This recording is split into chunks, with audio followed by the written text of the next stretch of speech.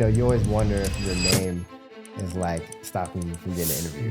You search for jobs and everything, it says Marcus Brown, right? Is there a moment where you felt like being a black man in that space changed the room, for better or for? And then it's like one black professor, maybe two. As you go higher and higher, the black students disappear, right? My parents didn't finish college, so I didn't really have a mentor to help me with that college degree discovery part. Clearly wasn't that difficult for you because you decided to start a company in the middle of a PhD program. So that's really where it was just I missed out on, I guess, with not knowing about HBCUs and everything and how all that, like I said, mentorship can help you. That's always made it a little different.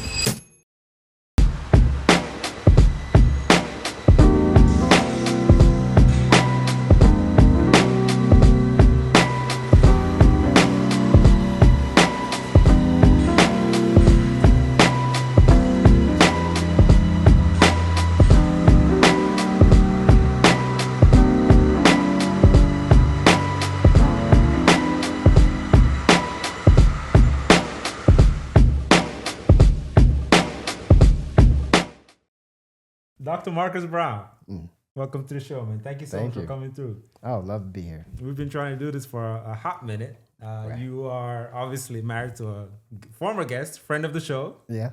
Dr. Ashley Brown. How are you doing? How's your weekend going? Good. Tiring. I mean, kids, school, all of it, work.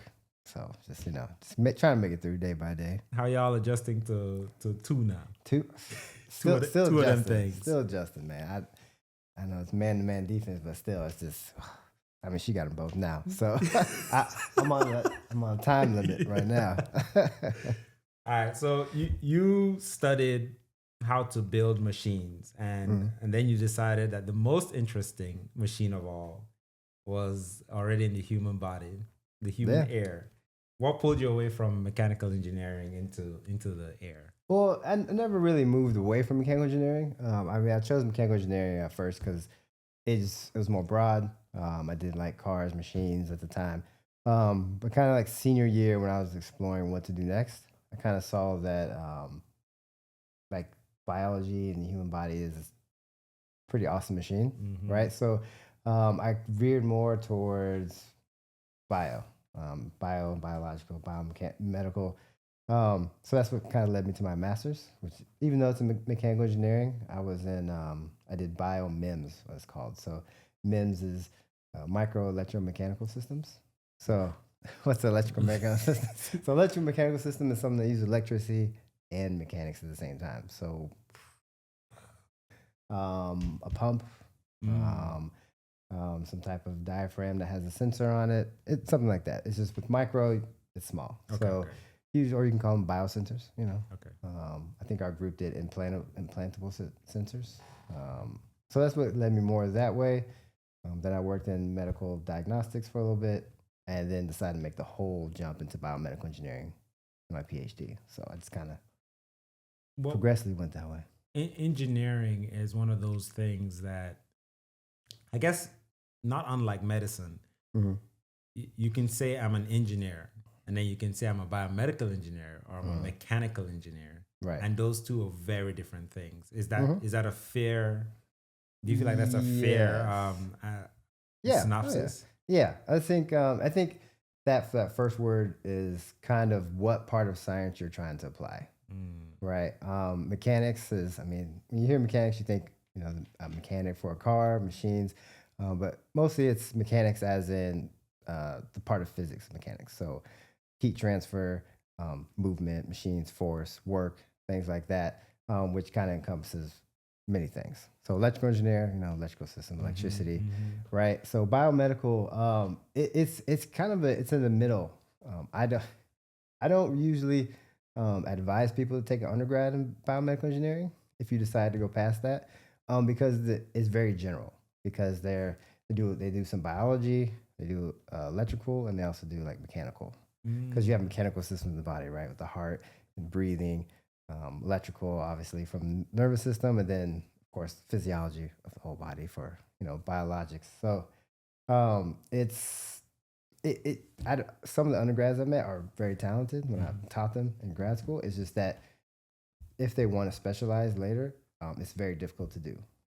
So from undergrad, like going to grad school, they have to be taught more if didn't already have training. Whereas me, if I was a mechanical engineer going into biomechanics, I just kind of have to pick up the physiology part of it. That's my own suggestion. But it is more general, but also it's one of the newer ones, I would say, and it's extremely relevant with some of the new treatments coming out, MRIs, things like that, biomedical engineers. So yeah, and all the new technology in medicine. Is there relevant. General engineering? Yes, there is. And that's a degree you can get, just general engineering? General engineering. It's you just take a bunch of different subjects. In engineering, they're good at, it's good to go in for management.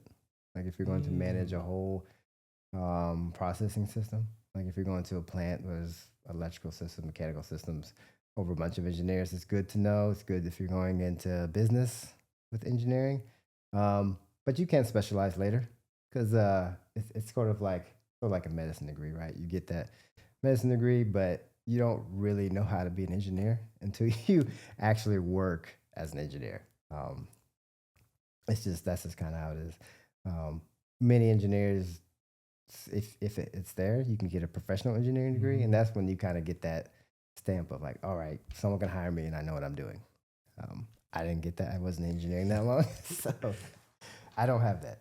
What does, or how does a 15, 16, 17-year-old decide, yeah, I want to be an engineer, or I want to be a biomedical engineer, or I want to be a mechanical engineer?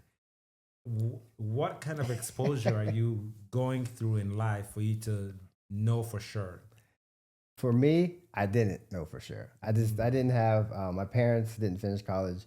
So I didn't really have a mentor to help me with that college degree discovery part that you do. So basically when I applied for undergrad, it was basically the colleges that sent me the envelope in the mail, and I just filled it out and sent it in. And I just chose from there. One thing that did help me, I went to a couple like camps in the summer where I went to Texas A&M to see the, because I was like architect or engineer, right? I took the PSATs and it was like, you probably shouldn't work with people. You should work with things. So I was like, all right, let me go. So I went to Texas A&M and then to see architecture, I'm like, probably not. And then I went to Southern Illinois at Carbondale to like an engineering thing, basically where they showed me each of the engineering professions, just a little bit, and I chose mechanical from there. Kind of mixed the most with me out of all of them. So that's kind of how I decided. And I like to tinker with things, fix things, break things. And I worked on my car because that old one, so kind of needed to. But that's just when I knew I liked to work with things, that really helped me go that way. And then technology in general, right? That's the people who use technology. That's one way. I mean, you can always, if you know some engineers, this is a good way to do it. That's what I would advise myself now. I'm like, find a mentor or find someone who knows someone, and then do a little free internship where you kind of figure out what they're doing on day to day. And what school is like for engineer as opposed to business or agriculture or something like that. So we throw around the word passion a lot, and people define passion in different ways. I think a lot of people use it as a crutch often, or to justify the career path that they chose. Yeah. And in fact, they will use passion to justify things they're dissatisfied about often. Like, it's something I'm really passionate about. Let me just push through it. What does passion look like for you where engineering is concerned? Specifically in this case, obviously, biomedical engineering. Is it something you're deeply passionate about, or is it something you're really good at? No, I'm gonna say I'm not passionate about it. Just because I'm. That's one that, if you look at my background, my CV, it's it's a lot of things, Mm-hmm. right? It's a lot of things. I'm finally now in like a profession, and I've been in it for a bit, so I'm starting to actually gain experience. But Mm. everything has kind of been learning something new, finding an opportunity that's there, and picking that opportunity. Um, that's just something I just didn't have as a kid to find what my passion was. Mhm. I think when I was a kid, I really wanted to be an astronaut. Me Uh, too. yeah, and I just did not see. I just, just the exposure I had as a kid, I just did not see like that path was even possible. Like I didn't know, what you're supposed to do. I always want to go to space camp, couldn't afford it. It was just. And then when I get older, after I started my PhD, I'm like, oh, you kind of see the path, in hindsight. And I'm like, it's obviously too late now, but it's just, I just never found that exact passion, Mhm. and that's just what I'm searching for now, really. Still. Yeah. So my life has been a lot of transition, all the way up to 40s. I'm hoping my 40s is like, all right, I kind of found my lane. Your passion Yeah, decade. right. So, and that's something I want to help my children find, actually. Mm. So I'm like, well, I couldn't. It was difficult for me to do it, so I'm going to see if I can help my daughter and son do that. Because now we have the means. Ashley and I have both been to college. We've had lots of different experiences, so we have the means to help them find that. Even if it's not in science or medicine, then it's something they can be happy doing. Um, One thing I am happy doing though is learning. Mm. Going back to school isn't such a big deal for me. I actually like taking new classes and learning new subjects, um, that are completely outside of what I've had experience in. I mean, perpetual student. Would you? I mean, Yeah. I would make the case that anyone that consciously makes the decision to go and pursue a PhD Mhm. must have some level of fondness for knowledge and fondness for learning. Like, Yeah. you can make the case for medicine, but the counter to that is that the medical curriculum is so pre-charted, whereas PhD, and correct me if I'm wrong, you're not really following a path. You're Mm-mm. kind of creating your own Oh yeah. space and trying to push the envelope of the barrier of knowledge that we have. Yeah. There aren't any set classes in the PhD program. You have to take, depending on your program, you might have to take math. Right. Like basically it's a summation of all your math and engineering, and a few other ones. But you Mhm. basically sit down with your principal investigator, your PI, and sit there and decide what classes are going to help you and actually help you. These classes aren't just general classes that Mhm. teach you things, but these are classes that can help you with your research, your better understanding. And then once you get to a certain point, the last 2, 3 years of your PhD, you're not taking classes. You're reading papers, you're experimenting. You're trying to add just a little bit more knowledge, right? And as a PhD student, and if you stay in academia, that's kind of consistently what you're doing is just adding a little bit more knowledge. So you kind of have to be okay with just not knowing what you're doing, but trying to continually learn. So yeah, everyone who's in a PhD program just has a passion for learning, right? You kind of you have to. There's a Yeah. lot of tedium and a lot of stress with it, and a lot of unknowns that kind of has to drive you through it. Um, so yeah, yeah, we summed it up basically. And it, it clearly wasn't that difficult for you because you decided to start a company in the middle of a PhD program. Wasn't that difficult? Yeah, It could have been that difficult. You were like, this is too easy. Let me go ahead and start a company in no, the middle of it. Why? man, Why yeah. then? And I'm sure a Why lot of then? people would advise you against doing it or Mm, recommend that you do it after the fact, after you graduated. mm. Why in the middle of your education, especially specifically PhD, as we Yeah, said? Why then? Why did you decide to go about starting your company then? I would say, well, it was another case of there's an opportunity, Mm. and just having that open door, and I'm like, well, it's a good opportunity. I'm gonna walk through it. Um, and I would say now being in my position in tech transfer, starting a company while someone's a student isn't as uncommon as you think it is. It's actually Mm. it's actually a good time, because if you have, say you're a faculty member is rarely going to quit their job to run a startup, or if they do have a startup, investors aren't really going to take them seriously because they're not going to do this full time. Right. But if they have an entrepreneurial student or a postdoc or even master student that they're training, this person, once they graduate, they're basically starting a company on their research, and they're free to pursue this full time, right? So it wasn't a bad time. I would say it was. I was luckily I didn't have a TA. I think, yeah, I was. I was preparing for my pre-qualifying exams, and my wife was pregnant, so it was a hectic time. Right. But there was this opportunity that had kind of a deadline. So to get this grant for our business, which I co-founded with my PI, I had to start a company with her and be the PI on a proposal, write a proposal for the first time. So that's kind of it. Just the opportunity was there, and I didn't want to pass it up. The funny thing is, I didn't think I was going to get any funding. I was just like, all right, if I'm going to get a postdoc afterwards, showing that I can put together like a full proposal as a PI, as the lead, not just having help from my, my PI, I can show that, I can get funding later. So that just makes me more competitive. 3 proposals later, I ended up getting some funding before I graduated. So yeah, it was like I said, it was a new opportunity. I've always been pretty entrepreneurial. I used to sell things in high school. Things. Things, yeah. That was literally things. If I came up with something, it was things. I used to work at a grocery store, right? Bagging groceries. But they would have Krispy Kreme donuts there. So I would just buy a dozen and then take them to school and sell them in the hallways. I was on the football team. I was on the football team. I didn't start. I was on the football team.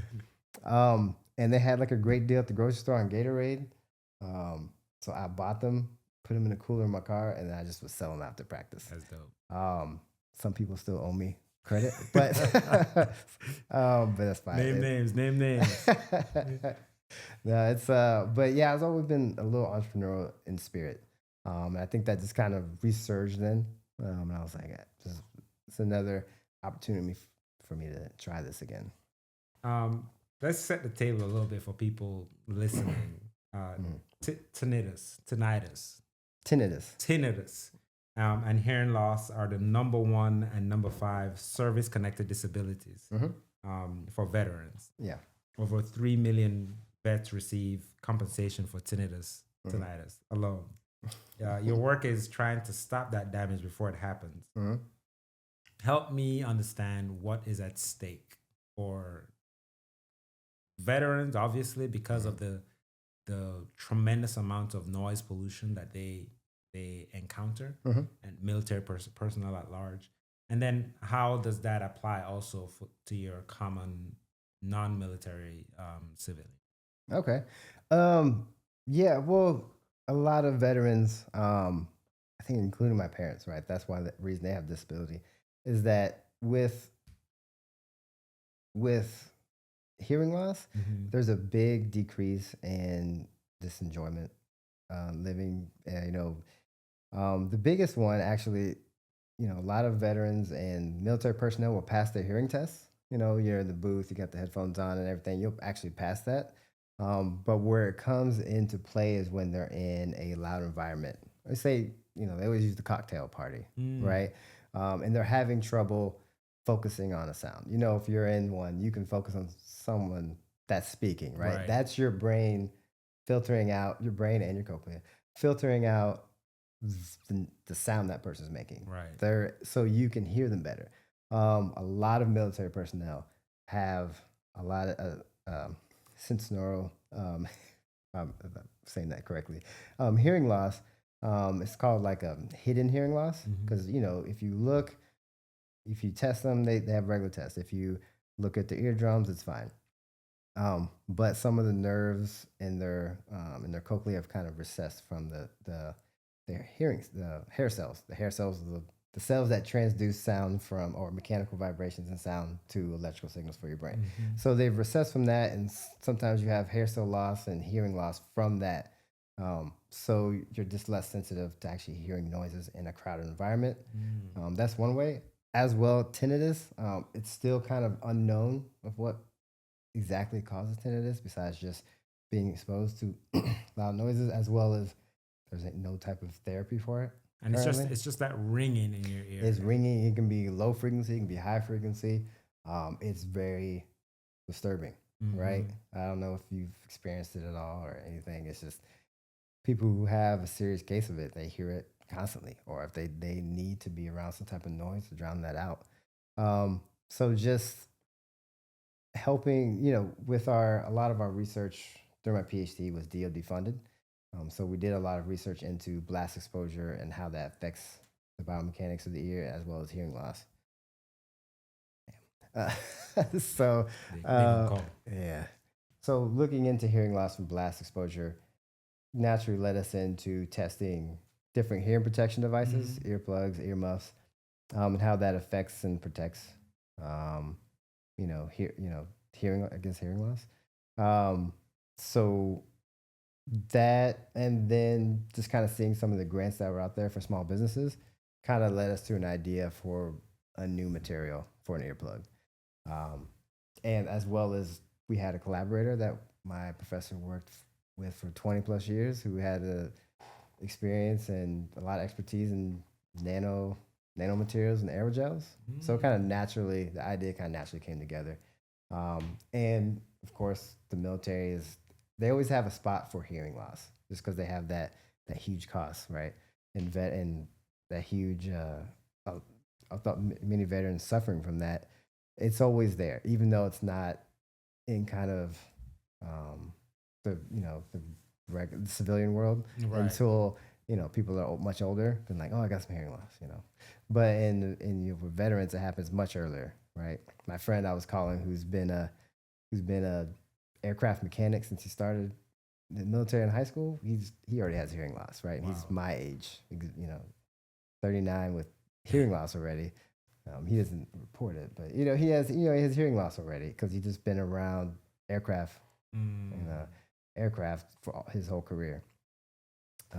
So yeah, there's always some type of funding or some type of hope to remedy that, right? And they still they have to practice.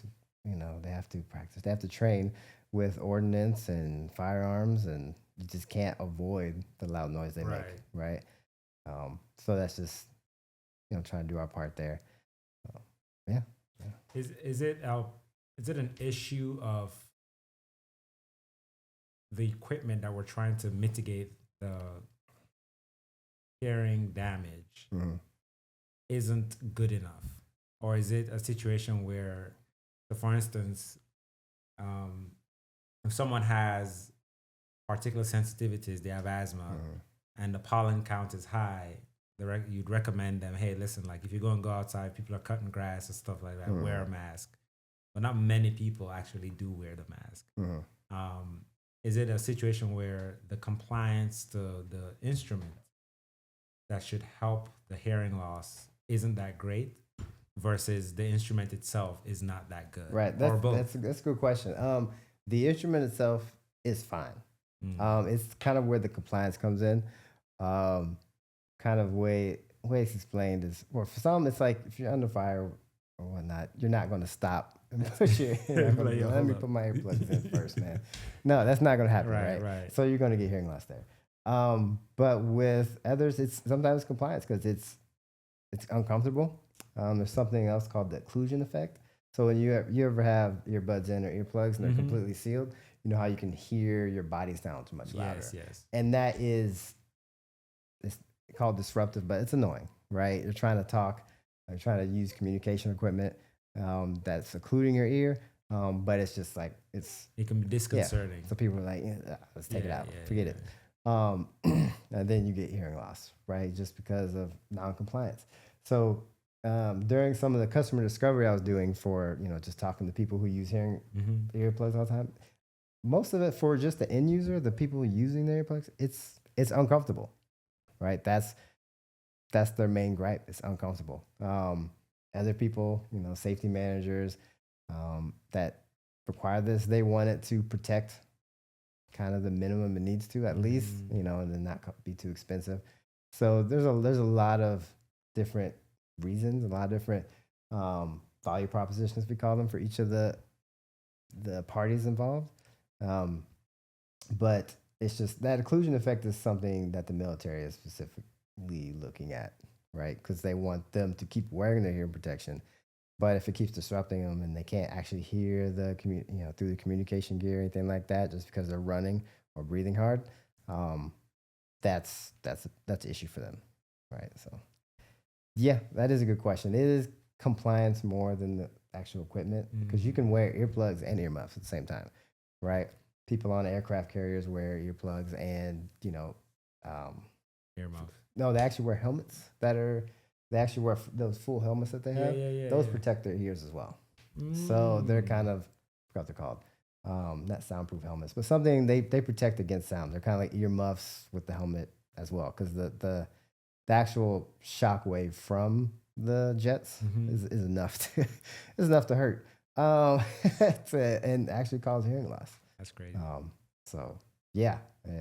Before we go even deeper, is there any part of your story that people always get wrong and that or often get skipped over? That you'd like to set straight? So kind of, I guess, my professional story.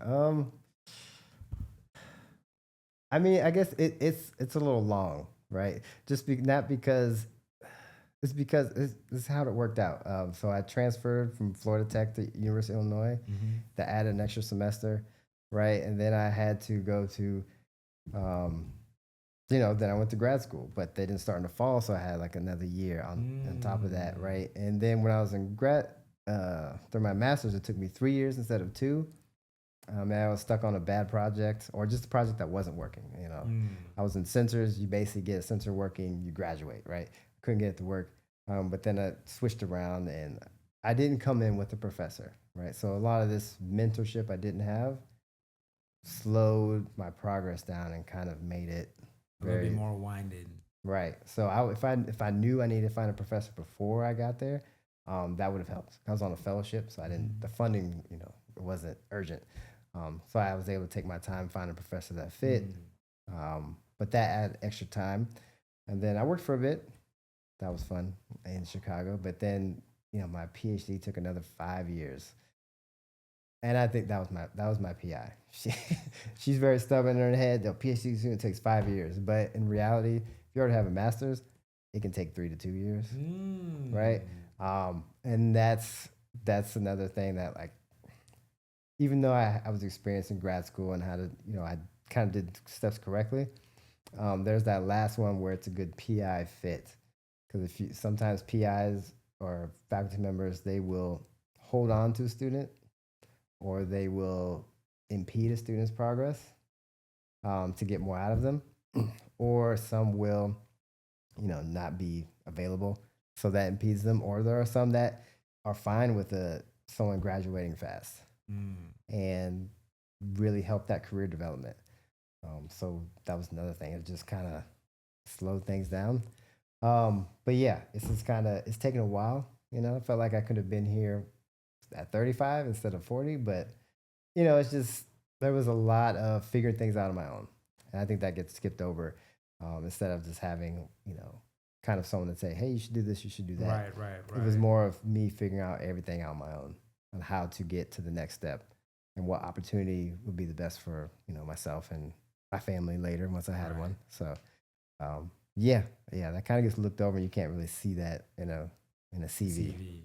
I've spoken to quite a few PhD students and post-grad PhD folks, and the subjectivity of that experience and how much it's dependent on your PI is mind-boggling to me. It's a very unbalanced relationship. Right. It's so bizarre because, like, I can't think of many other fields in academia or settings in academia where that is okay? I find it. I found it very when I was in my PhD. I found it very analogous to college athletes, especially the ones that make money. The teams, the teams that really make money, because the undergrad the undergrad tuition doesn't pay for like sports programs, right? Sponsorships, all those deals, that pays for it. It's kind of separate. Yeah, so it's they all these athletes are there, basically working, right? Right. They're working. The university is getting paid off of what they're doing, but they're like, here's your tuition, right? You get a free education. That's great, right? But they're making millions off of it. And then you go over to the research side, and it's very similar, right? Research institutions make millions of dollars. Like University of California makes more off research than they do for sports, right? That's wild. So when a faculty member gets a grant, they get a $2 million grant. It's great news for them. Immediately, universities take overhead, and that can be 45 to 55%, and it's just gone, right? It's not. They still have to pay for their students, the equipment, sometimes renting, depending on what facility they're in. But yeah, that overhead just goes. I mean, it does make the university run, I would say, but they're making they're making millions that's why the faculty members, they're very important to the school, right? So that when they bring in the research money, it goes to running the school. And depending on the school, sometimes tuition is kind of similar, depending on how mature the research program is. And then you have schools like Harvard who have a large donation. Yeah, all those type of funding avenues. But big research universities, they make a lot off research. And then the faculty members, they got the ideas. They're doing a lot of the research. But the grad students are kind of synonymous to the athletes, right? You get your tuition paid, sometimes fees if you have a good program, and you're working for the school because you're working as a research assistant on that research to get grant funding, or you're a teaching assistant, so you're teaching the students, and they're getting a lot for all. They run all the experiments, they write the papers, right? That the faculty member helps publish, writes grants with, to get more funding. So they're So the name of the game is to get more funding. Oh yeah, for faculty members. Yeah, that's kind of. I mean, every PhD student kind of comes to that, or postdoc comes to that realization. It's like, all right, do I want to pursue this research enough to struggle with writing grant proposals all the time, right? There is a slog. I mean, that's constantly what they're doing, right? More than multiple proposals a year to NIH, NSF, DOE, trying to continually run their lab and push their research forward, right? So that's where a lot of PhD students are like, you have that, depending on your mentorship. Sometimes it's better. Sometimes they give you more freedom, which is freedom to pursue your own ideas. So by the time you're a postdoc thinking about going to faculty, you're not just like, I've only done the PI's research. I haven't really explored my own ideas to become a researcher myself. So it's kind of, that relationship is paramount. I had one of the things, my PI, she was great. She was a great faculty member. She's revered in her scientific community, but she was a micromanager. And that was fine by me. I was a little older because I wasn't like, I was 30, right, when I started, and I think I didn't have a poker face.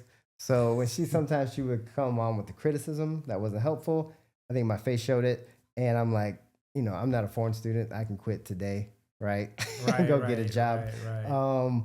And I was older. I was more mature. I kind of understood, relationships with your supervisor and working and, promising, just that working relationship of producing and then, that feedback.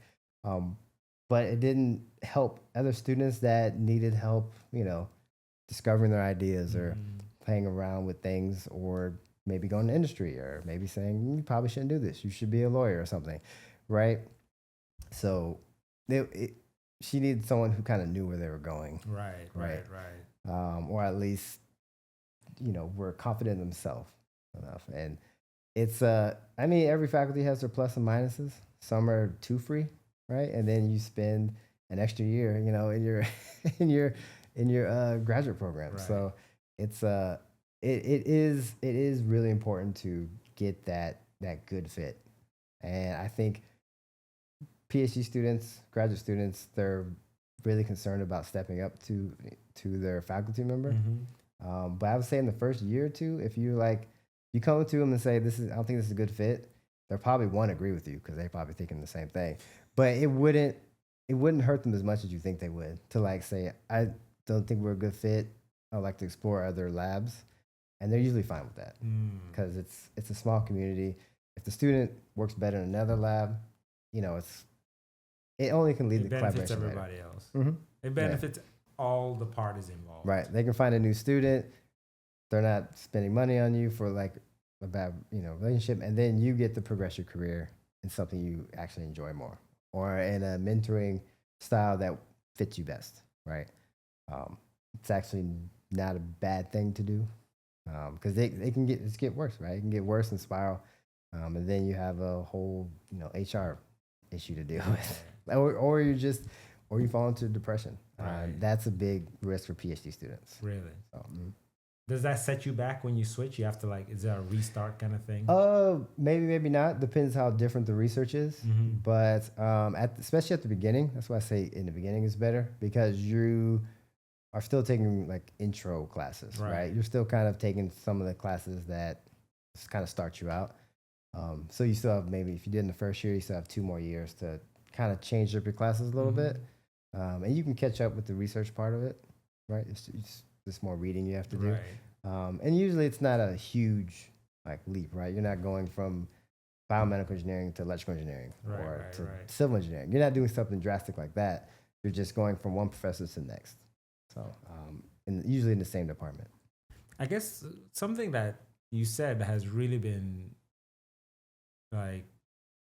it's news to me, which is the dependence, if you will, of colleges and universities on these research grants and stuff. So what? I'm just confused. What is tuition paying for? Tuition, right? Then you're like, what is that? Yeah. It's paying for some of that. It's paying more for, I would say, what the undergrads have, right? It's not going to fund. It's not going to fund research at all. It's not going to fund the sports. It's not enough to do that. It's going to help with dorms and funding professors that do a little bit more teaching than research, and some of the administration, right? Some schools, I think Purdue has quite a bit in tuition, but a lot of that comes from the state as well. Right. So it's that really does help. It kind of goes into overall pool of that overhead. But the research dollars really pay for a lot of the facilities. And I did not know that. Yeah, you have the IRB, Institutional Review Board. Right. And, we do that in at a hospital when you're trying to do some sort of research. Research, right? Yeah. So you have those boards that every university kind of has to have to oversee all the research and make sure it's ethical. It funds those programs. It funds the sponsored projects, sponsored research departments to help file the proposals, and various other HR things. But it's just, it's a huge amount of funding for universities. So that's definitely why the beginning of 2025 was it when all those cuts started happening. A lot of universities were freaking out because that's a lot of money to cut. 500 million in funding from one university is going to cut $500 million of funding. That's a lot of money. Yeah, and 250 million just from running the university itself. Yeah, that's fascinating to me. I I honestly wasn't aware how dependent they are on that. Oh yeah. I mean, because I mean, there's a lot of expensive research going on. Right. You have whole buildings just for doing research. Right. Right. Expensive machines, all that. So let's go back. Where did you grow up? Where are you from? Where did you grow up? It's a question. Yeah. It's a question. I was a military brat. So I grew up in various places. Luckily, my mom was a med tech, so I didn't have to move around a lot. So I moved around 3-4 times. I was born in Indiana, small town. No one's heard of it. So, what is it? I was born in Wabash, Indiana. Oh yeah, I did. I was my family's from Peru, Indiana. Okay. Peru? Peru, yes. Like the country? It's spelled exactly like the country. Right. I mean, there's a town next to it called Kokomo. Wow. Yeah, so it's yeah, I don't know. And it's in the county of Peru. It's called Miami. It's Miami County. Oh. I don't know. Indiana Maybe is just like, yo, maybe they're hoping, let's wishing just use some names at the beach. Yeah, because it's in the middle of cornfields. There's no beach. There's a lake. There's a lake or two. But yeah, so I was born there. A lot of my family's from there. My mother, that's when she started. She went from National Guard to active duty there. So we started at the base there. That's not a base anymore. Grissom Air Force Base, and then we went to the big ones. We went to Lackland Air Force Base, and then Ramstein in Germany for 3 years while I was in middle school, and then Scott Air Force Base, which is outside St. Louis, until I graduated high school. They were stationed there because they're about to retire. Right. They were stationed there until they retired, and then they left St. Louis after my sister went to college. So. Yeah, so I've been around. I usually say St. Louis to simplify the answer. I was about to ask you, when you think of home, do you think St. Louis? Yeah, a bit, because that's where a lot of my high school friends were. Right, high school is kind of where you come into your own a bit. Right. Kind of figure out where you are socially. So a lot of my friends are still there. At least they came back after college. So St. Louis is a bit of a home, but I haven't been in years because I don't have. Everybody's gone. Yeah, my parents left, so there's no one there. Like I can't just go home and visit my parents and hang out with some old friends. It has to be like an event, like a wedding or something to take me back there. But these guys don't get married very often, so I haven't had a good excuse. But yeah. And then I moved around a bunch after that for school, and now I'm in New Orleans, and I've been here 5 years. So it's going on. It's almost the longest I've been at a place. Consecutively. Yeah. So, I mean, moving around, so growing up, you moved around a lot. Academically, for schooling, you moved around a lot. Yeah. University of Illinois, Purdue, Oklahoma.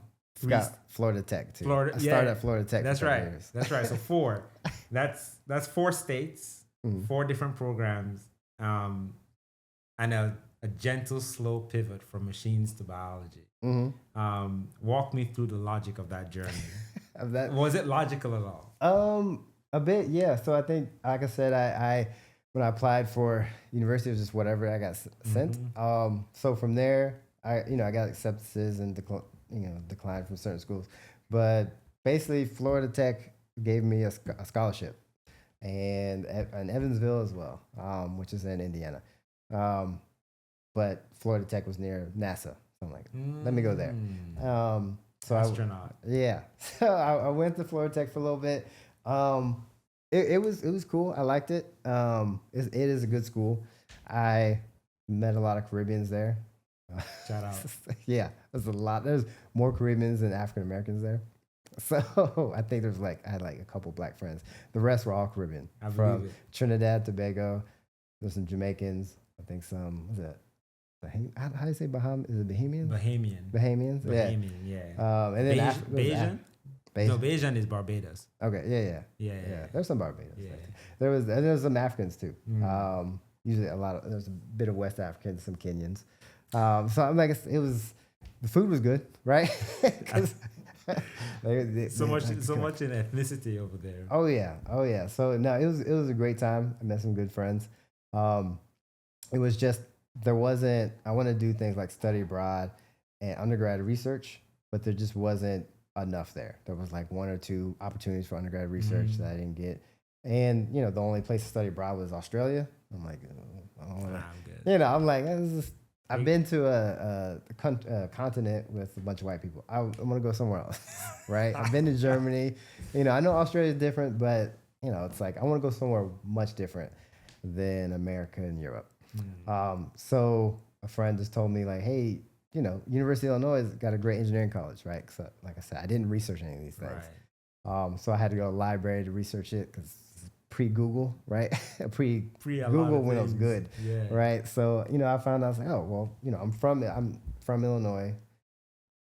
I get in-state tuition. It's, you know, it's top 10 university for mechanical engineering, and top 4 or 5, top 5 at that point, I think, or top 8. So yeah, I applied, didn't get in. I had to make the dean's list twice, and then I got in. So then I transferred there. Had a great time there. I was like, I kind of tried to figure out what to do. It was 2009 when I graduated, so that's part of the recession. So the jobs just dried up. So there wasn't any great opportunities that I found come my way. And this is undergrad. It's undergrad, right? So I'm competing with tons of qualified engineers at that school and others. But then I had a friend, because I was like, you know, because he was a PhD student. He was like, so like, what's it like? He's like, well, you know, sometimes I'm super busy because that's when he didn't come. I was in jiu-jitsu at the time. He's like, so he doesn't have time for jiu-jitsu. But other times I have tons of time on my hands. Like it gets slow and fast. I'm like, that sounds exactly how I do work. So I was like, you know, so how do I, you know, learn about this? He's like, you know, just go to a professor, like just look for professors in their research, and then find one that does that takes undergrads, and just volunteer your time. Like I'm not getting paid for it. I just find a researcher. She's in biomechanics, so she studied bone mechanics, specifically trabecular bone at that point, I think, and she did cortical bone as well. So she just did a lot of biomechanics and bone. She was in mechanical engineering. And yeah, she gave me that first opportunity. And from there, that's when she was like, you know, I can't pay you, but you can do some research. So I'm like, fine. You know, I kind of liked where I was going anyway, because I was kind of starting to feel that bio part out. Then she was like, oh, there's an opportunity where I can get you some funding. I can get you in the SROP. So Student Research Opportunity Program. Okay. It actually caters to underrepresented minorities. Okay. You know, Black, white, Asian, not Asian, sorry. Not Asian, because they're not underrepresented in colleges. So Black, white, Native American, whites whose parents didn't go to college. Gotcha. That's and then you know, all the other minorities. And so I got into that. Got paid to do some research, as well as that's where I met Ashley. Right? I did not know that. Yeah, so she was at Xavier at the time down here. I was at the University of Illinois part of it. That's where I met her. She came up and we met, and we've been together since. That's 2009. Yeah, 2009. That was 17 years ago. Yeah, next year is our 10th year anniversary. I love it. It's wild to think about it. It makes you feel old. But so yeah, I went through that. I learned how to, then I applied to grad school. I got a fellowship at Purdue. Yeah. So I went there. So I'm back in Indiana again. And then I went through that, graduated. Ashley was in Milwaukee at the time. So I moved in with her because I didn't have a job yet. But then I got a job at Chicago. So I worked in Chicago for a bit. And then what brought me to Oklahoma, then New Orleans, was Ashley had her, Ashley's from New Orleans. Right. We started dating. She was like, I'm from New Orleans. I'm going back to New Orleans. So it's kind of like a contingency of like dating her. It's like, you're going to end up in New Orleans sooner or later. But she had a residency in Oklahoma. So that's kind of why I went to the University of Oklahoma for grad school. So this might sound like a silly question, but in that circle, when someone says grad school, does that include master's and PhD?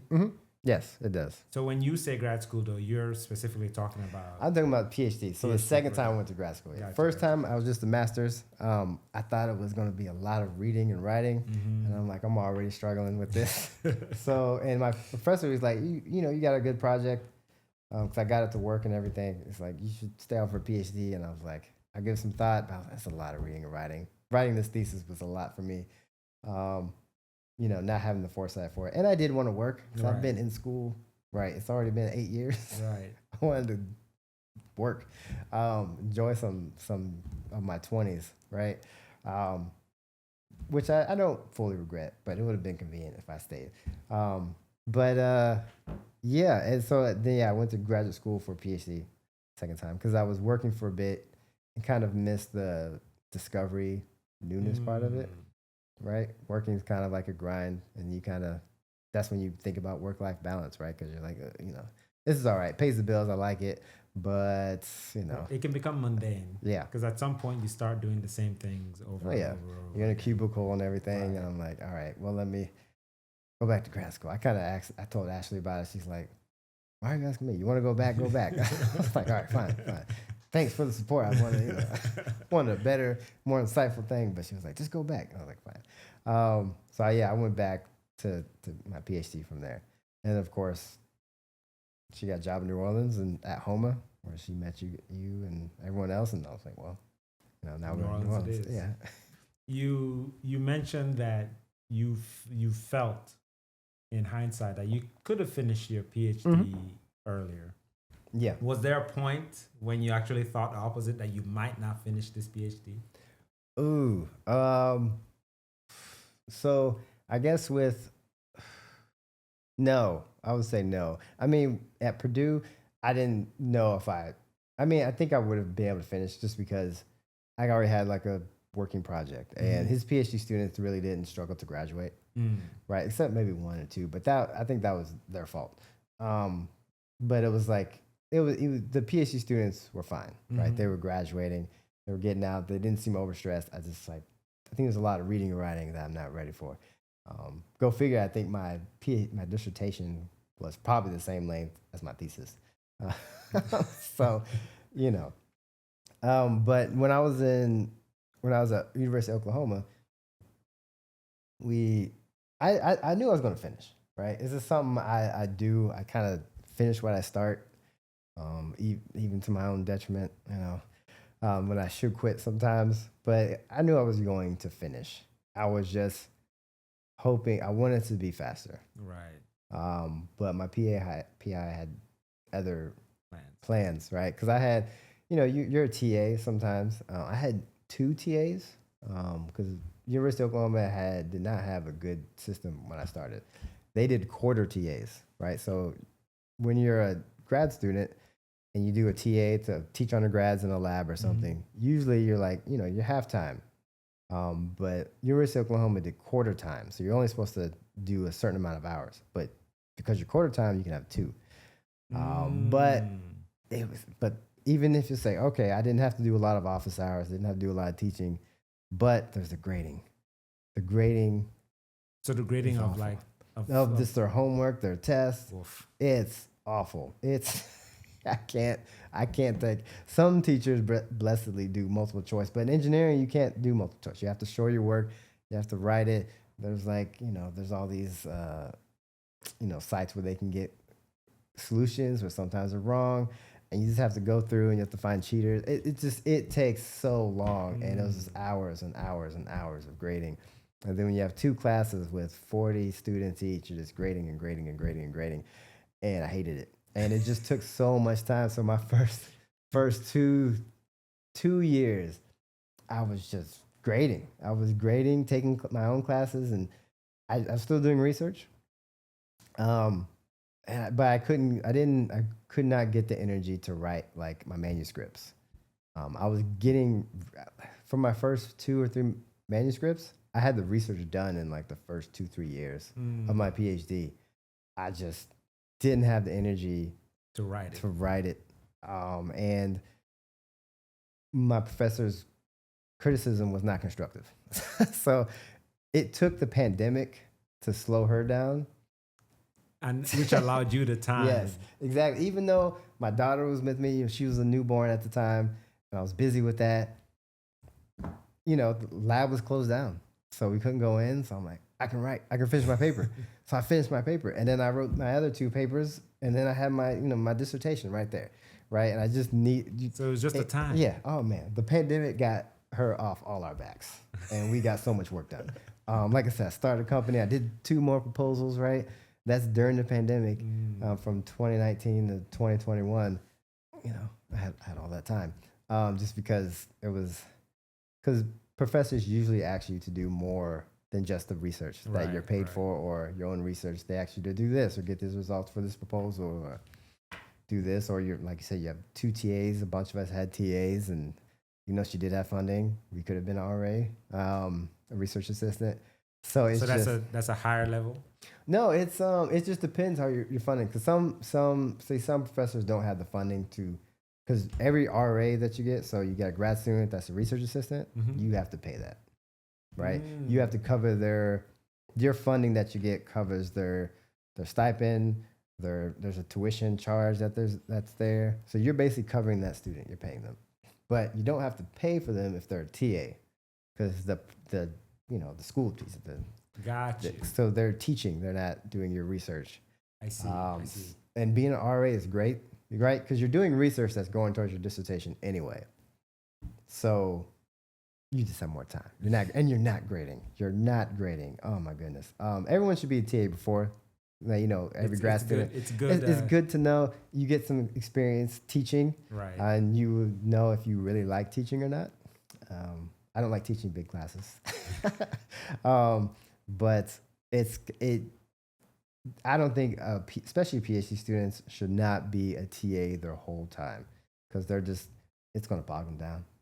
It takes away from some of the energy of just sitting down and discovering your own ideas. It'll take the fun out of it, right? And grading is awful. I hate grading. Is there any value to grading? So what I envisioned is,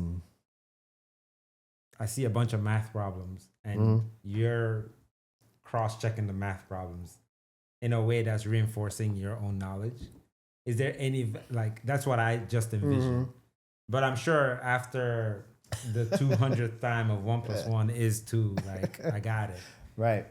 Is there any value at all that you could, glean from grading at the volume that you were doing it? Yeah. The other benefit of teaching, besides seeing if you like it, is that it does solidify your knowledge, right? Because you're a grad student. I mean, you were just an undergrad a couple of years before that, right? But so I was a TA for fluid mechanics, right? And I passed the class. I did well, but it's like, you pass the class and then you forget it when you go to the next class, because you're taking 4 or 5 classes at one time. But when you're a TA, you kind of have to teach them, right? Or when they come to ask you questions for help, you're like, unless you're, one of those fantastic students that did all the reading and the practice examples, practice questions and everything, then it comes second issue. But other than that, or one of the brilliant ones, there are really, really smart people in grad school. But if you're a regular grad student, you kind of have to stay ahead of them, right? You just kind of, you have the answers, but then you just stay like a chapter ahead. Right. But then teaching them, you kind of have to rediscover it and solidify your knowledge. And that does help. It solidified a lot of trigonometry for myself and fluid mechanics. And then I did design of fluid thermal systems. That helped. I did biomechanics. It really solidified a lot of those very base core knowledge that you get in your undergrad. That's the other benefit. So everyone should do it 1, maybe 2 years in a PhD, but not, you need those at least the last 2 years of your PhD to really just write and do experiments and stay in the lab and sleep. So, And catch up. Right, exactly. Or, find a wife and get married or something. Take me back to the day you guys co-founded Oto-Biomechanics. Yeah. Right? Where were you? Who was in the room? And what made you say, yes, we're going to pursue this? Yeah. So Oto-Biomechanics, that came from, we got an email. My professor got an email from the head of the department, biomedical engineering department. She's in mechanical engineering, but she got, they all know each other. So we got an email. There was like, oh, there's some funding for, just using, it was for a, I guess I have to explain what SBIRs are. So SBIRs, so SBIR and STTRs, they're, SBIR stands for Small Business Innovation Research Grant, and STTR is Small Business, I don't know why I have to be there, but Small Business Tech Transfer Research Grant. So these are grants from the federal government. Each department has them, DOD, even within the DOD, NIH, NSF, they all have their own programs. And these grants are specifically for businesses, small business, less than 500 people, US based, for R&D or to get products off the ground to, for whatever. The NIH and NSF, and I think DOE, they do grant based.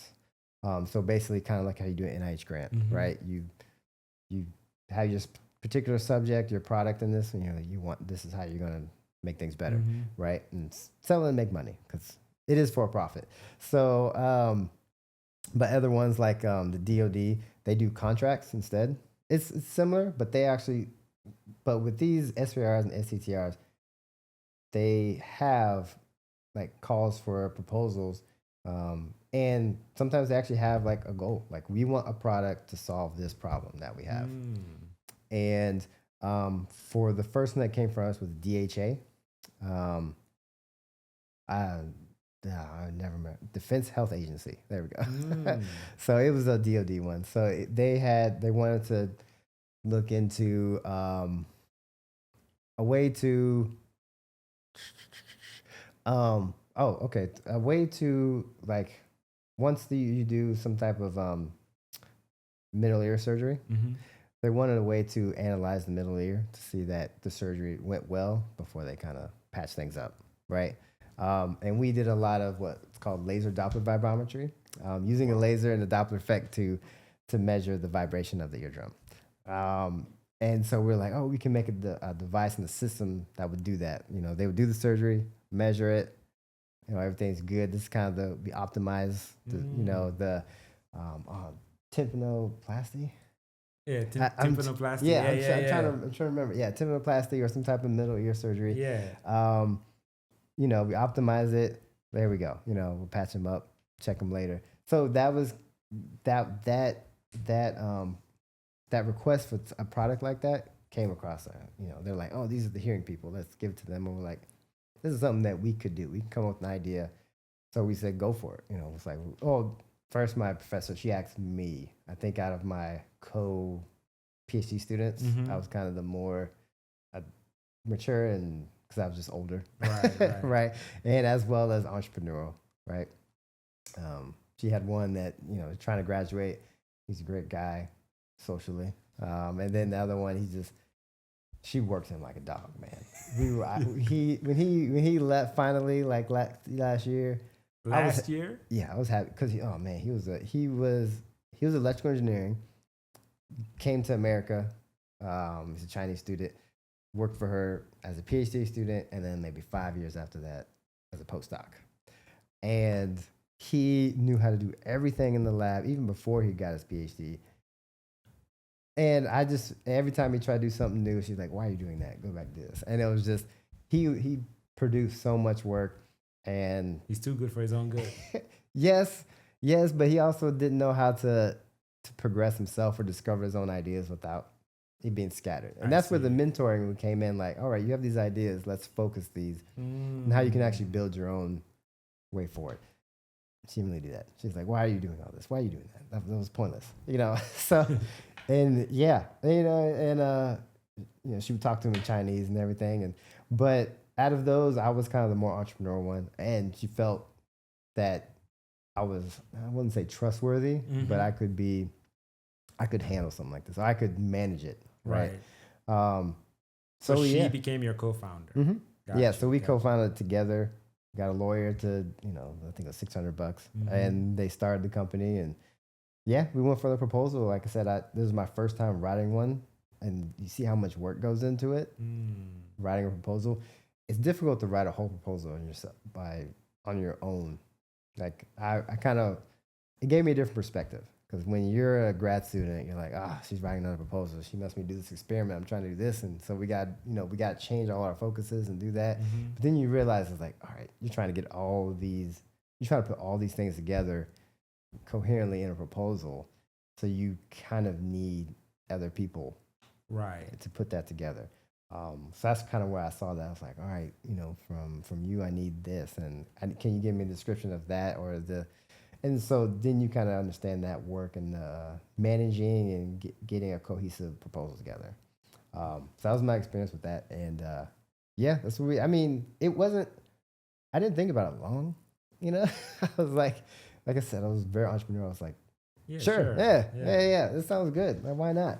And I didn't know I was getting myself into, but I was like, why not? From what I read, getting a STTR funding, especially as a graduate student, is very rare. Is that consistent with your I would say experience? Rare, yeah. STTRs, they're more with STTRs. 30% of the work has to be done by a research institution, be there at the university, because that's why they call it tech transfer, because they wanted to try to get, something that's already up and running. Yeah, they wanted really trying to get technology out of a lab and getting into a small business. Gotcha. So that's why you're like 30% has to go to a research institution for them to get that technology off there, get it started. SBIR, you can as well, that you can have up to 40% from a research institution or subcontract that out. Numbers might have changed, but it's required with STTR. And yes, it is rare for a student to get it that early, right? And it's not super uncommon though. Even now, when I'm talking with startups. There's a guy in Tulane, wish I remember his name, but right, he was a PhD student for. Oh man, I wish I got top of my head. I know her first name's Carolyn, but I actually interviewed for it as a postdoc. But they developed kind of an ultrasound system there, right? And he just graduated, and he's going full time, straight ahead, right? With this, I don't know if they have SBIR funding. They might have, but he's done a bunch of pitch competitions, right? And that's one way to get success for small amounts consistently. And I'm assuming that they're going to SBIR because that just makes sense to do that, right? Because that funding is also non-dilutive. What does that mean? Non-dilutive means that when the government gives you this money, it's not an investment. So when an investor invests in your company, they want a percentage. Yeah, they're going to take a chunk, right? Or there's some type of return that they need to get, or they're going to take over, or something happens. With the SBIR program, this money is non-dilutive. Even in mine, I had a profit margin. I put a profit margin of 7%, and it was fine. It was fine with that budget, and it was they give you the money, you work with that agency. Right. And you work on that research and that project and you do the best you can. And hopefully it works out. Hopefully it does. And it might not, but it's non-dilutive, right? You don't lose any ownership. That's right? Awesome. That's always a big risk with small businesses as you're trying to grow. You go happened through Steve those, Jobs, right? What is it? Exactly. Right. Yeah. With Apple at the beginning. Mm-hmm. It happened to Steve Jobs. Before he went to Pixar. That's something that I like. Because to be honest with you, hearing you talk about this, and it's strange because I've always known, right, that you were in your own startup. I've always known this, but I have an idea for something that I would like to try, see get off the ground, but I have zero background, right, in startup, zero background in biotech, zero background in bioengineering, anything like that. So it's interesting hearing the different ways that you can get funding. So I'd love to pick your brain on that. Oh yeah, and they're not restricted to labs, right? That funding is SBIR. They're all a lot of small businesses just apply to them, or they reach out to faculty members expertise and a new product, they have an idea, or maybe they have a technology and a small business is like, hey, we can all go in together on this grant, right? And that's one way small businesses get this funding, right? It's there, and it has not suffered under the current administration. It didn't last time. It actually, I think it grew a little bit the first time, but it hasn't been knocked back because it is translational, right? It takes that technology out of academia into the private sector, if you will. Yeah. The Gallagly, am I saying that right? Dissertation. Gallagly. Gallagly dissertation award. What's going on with that? What almost went wrong right before you? Because you won it. I did. That was nice. What is it? It is, so basically, there's dissertation award, dissertation excellence dissertation. They name different. So basically, awards for PhD students about to graduate, right? So I submitted mine. Yeah, I mean, it's one of those things where some people don't apply to things because they don't think they're going to win, right? And I felt that way before, until I got something. Like when I got the fellowship at Purdue, I was like, you know what, you just do it, because you never know you're gonna get it, right? Yeah. Like when I got the Dulce, I'm not Dulce. Oh man, Dulce Gabbana. I got that fellowship at OU. I got it because I was the only one who applied. That's crazy. So it's like, I'll take the funding, right?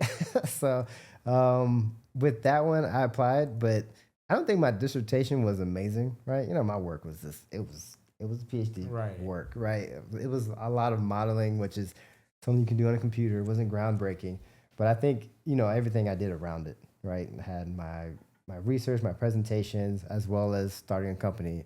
And I ended up, I got funding that February before I put the application in, right? So I did proposals, so I was filling out that CV. So, yeah, I ended up getting it. I don't know how close I was. There's a few different ones. I didn't get the main grad school one, but I did get the College of Engineering. And it was a nice, feather to add to my cap when I need to start looking for jobs, right? You know what they say, like, you miss 100% of the shots you don't take. Yeah. I 100% believe in that too. But I remember in college, they will give you the pamphlet of all the scholarships you can apply for. And I just applied to all of them. Like, I would just sit down and just go ahead and apply. I wish I learned that early.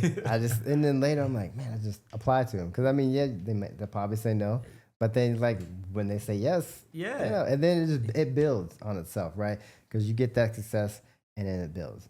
There's even a study for this, right, for young junior faculty members, and the ones that are more successful, the ones that got funding early, right, and that's really difficult to do, and that early funding really set careers apart, right? It begets more funding. And I don't think it had much to do with how talented they were.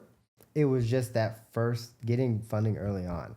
So, if you start getting scholarships or just small things, I applied to like the Xerox, minority scholarship, right? And it was like $500 or $1,000. I'm like, why not? I'll just fill it out and it just builds. And all of a sudden you're getting more awards and more awards. And, you're starting to, it sounds bad, but you're starting to get validated, right? Even though it doesn't say much. So unless, you have 4.0 or you're in this and that, but it doesn't say much to how much of a student you are, but it starts validating to you and other people that, you can do this. Right. So you move from research to technology licensing. First of all, what is technology licensing? Tech transfer. Right? That's still the tech transfer thing? Yes, it is. So most people in my field don't know about it until they kind of stumble into it. So technology transfer is basically the management of the transfer of technology, right? Usually from universities to companies, but it can be in between companies as well. Gotcha. So that transfer of technology and know-how and intellectual property, right? In a university setting, it's usually coupled with, unless you have a big school that can separate every little job, it's usually the management of the technology that the university produces, right? And trying to market that out and commercialize it. And that's different for every university and how they do that. But basically, you help. So usually, say a faculty member or a postdoc will have, they have an idea, or the research is showing something that could have an impact on the market. They would come to you, and our office, and every university has one. You just don't know about it because you don't interact with it as a grad student, as a professor, until you have something, and then someone by word of mouth sends you to this person. Right. And then so this person helps you figure out a strategy and how you're going to protect that, or even if you can patent it, right? So you can, if it's patent, if it's copyright, trademarks, something like that, to help you fill that strategy out, protect it. So if you throw it out there, it doesn't get taken by a company that sees it as a journal article. It's like, oh, well, this is great technology. There's no patent for it. Let's use it. Yeah. And just kind of navigating that. And then on the other side, marketing that to other companies, right? And making those business connections and just, marketing your technology out there and then licensing it out. That's it. Some universities make quite a bit from it. Usually it's not, the goal isn't profit. I would say most universities, they just want the technology out there. Most offices, the goal and the mission is to get that technology out there to benefit society. Most tech transfer offices operate in the red, right? It costs us more to patent than we actually do from licensing. That's not always the case. University of Pennsylvania has a huge, they make a lot. But it's, that's the whole effort. We're there to help the faculty member, make a actual impact, right? This can be drugs, it can be devices, it can be educational programs. It takes many forms. So. I read that amongst the research community, that could be viewed as a step down. Well, a little bit, because now you're going from a creator to a middleman, basically. A middle management, right? That's kind of the hard part of it. You're like, all right, now I'm in the middle, right? I'm in, going to business conferences and networking and stuff.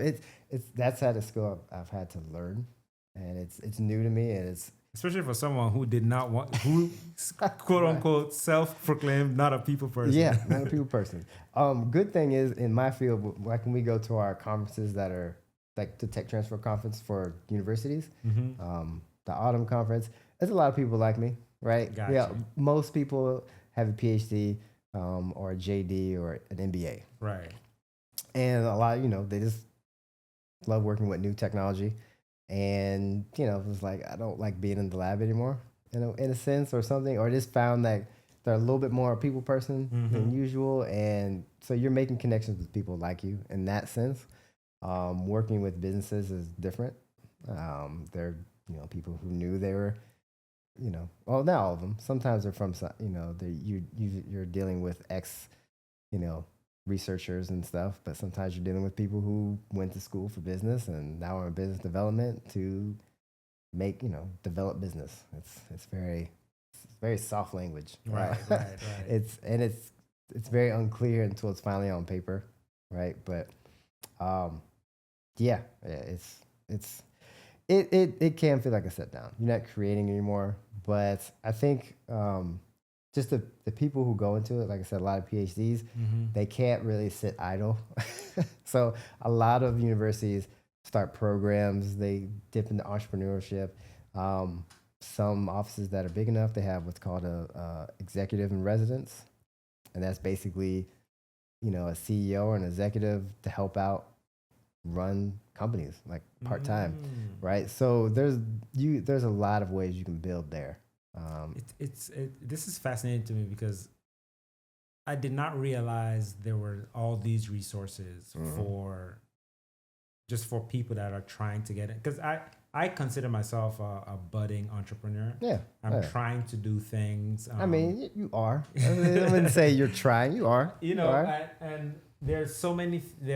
So many is a stretch, but there are a few ideas that I have that without the background, without the mentorship, without, knowing about what's out there to help get this stuff off the ground.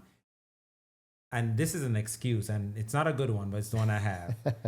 And having a day job that can demand, that takes so much of your time on a day-to-day basis.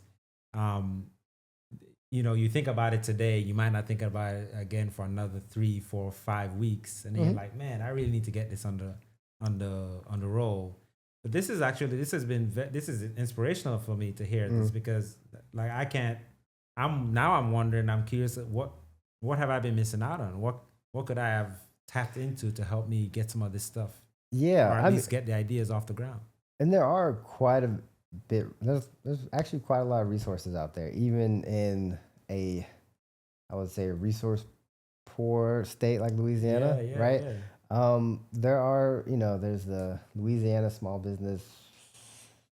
I forgot what DC stands for, but there are state funded programs that give you basic knowledge, even for and that ranges for all small businesses, because someone wants to open up a bakery, or especially New Orleans, bakery or restaurant. Right. There are some just state funded programs that give you the basics. This is how you pay taxes. This is how you do payroll. This is how you get the lease you need and start a business plan, so you can go to the bank, right, and get a loan or find investors. So those resources are there. I would say one of the good things with tech transfer in universities, the NSF started a program called iCorp. NSF, National Science Foundation. Okay. Foundation. I think that's Federation. So the NSF started that program to, I think, increase the success rate for their small business, the SBIR grants that they give out. They almost made it required for grants now, or at least it really helps your application if you go through it. So this program exposes, usually faculty members, but some state programs, they just, anyone with a small business or an idea can join, as long as it's a little mature, just, not at the business plan level, but they have an idea that they looked into and they think it's a good one, and they might start a small business around it, or at least shift their business to put resources to it.